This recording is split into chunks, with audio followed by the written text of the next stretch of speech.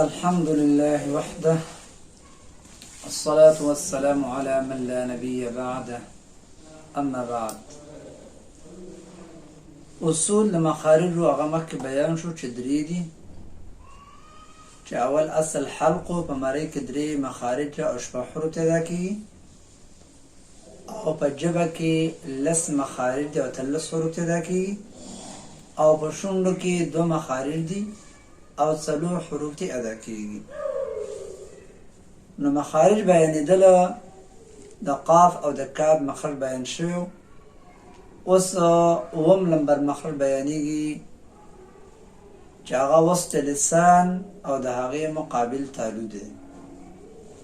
هر کله چې وسط لسان د هغې مخامخ تالو سره ولګېږي د دې نه جیم شین یا غیر مده ادا کیږي. یا ساتي چې دا غیر مده قید دا د یا سره دی، ځکه چې جیم و شین خو مده نه کنه.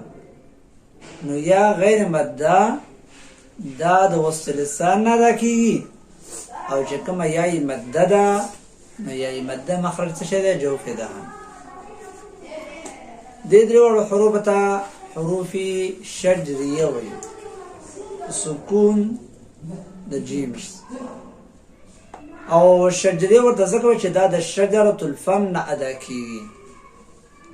شجرة الفم د خولې هغه حصې ته وایي چې د خولې د بندېدلو په حالات کې هغه کولاو وي، یو عضو نه چې هغه ځای راډک کي، لکه دا ژبه ده، د ژبې مخامخ پاس تالو دی، نو دې منځ کې دا کوم ځای لپاره دې ته څه وایي؟